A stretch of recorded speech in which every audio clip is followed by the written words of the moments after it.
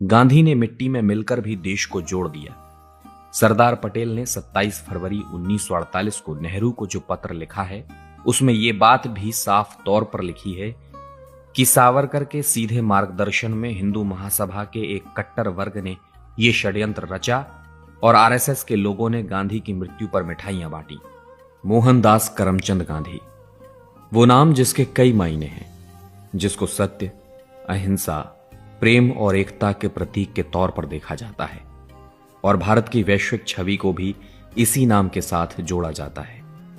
गांधी के बिना आजाद भारत की कल्पना करना एक अधूरा सपना लगता है। गांधी भारत की एकता का ताना बाना बुनने वाले शिल्पकार थे, जिन्होंने भारत की हर समस्या के समाधान के लिए अपने जीवन को न्यौछावर कर दिया। इस दौर में जब गांधी को लेकर व्हाट्सएप और यूट्यूब पर आपके मन में न जाने कितने झूठ भरे गए हैं, तब जरूरी है कि गांधी के लिए भी सत्य की लड़ाई को लड़ा जाए और उस गांधी से आपको मिलवाया जाए जिसने इस देश को आजाद सवेरा दिया।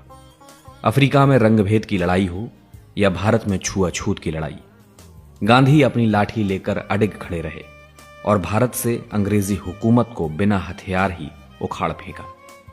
गांधी हो या नेहरू हो, ये थियरी के लोग नहीं थे, ये कर्म के लोग थे।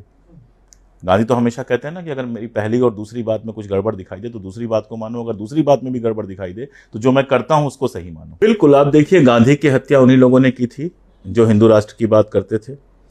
और हुआ क्या कि गांधी की हत्या को लेकर वो सोचते थे कि बहुत कुछ हासिल हो जाएगा, लेकिन हो गया उल्टा। मरा हुआ गांधी, जो शहीद गांधी था, वो जिंदा गांधी से ज्यादा मजबूत हुआ। जैसा कि आपने कहा कि गांधी की हत्या के बाद दंगे बंद हो गए और उसके बाद लंबे समय तक दंगे नहीं रहे और लंबे समय तक जो गांधी के हत्यारे थे वो जनता की नज़र में विलन बने रहे।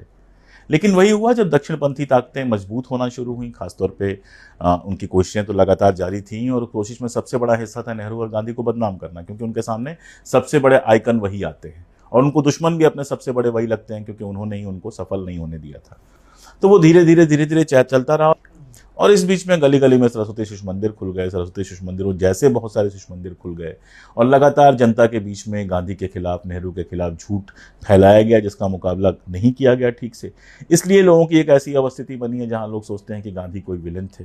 लेकिन मेरा अब भी भरोसा है कि गांधी पर अगर ढंग से बात की जाए, गांधी को अगर लोगों तक ले जाया जाए, तो लोग इस बात को समझेंगे कि साहब गांधी विलन नहीं थे, गांधी के हत्यारे विलन थे। ऐसा नहीं है कि तब नहीं थे, तब भी गोडसे के समर्थक थे, तब वोकल नहीं थे, तब टीवी चैनल पर, संसद भवन के अंदर ये सब कहना मुश्किल काम था।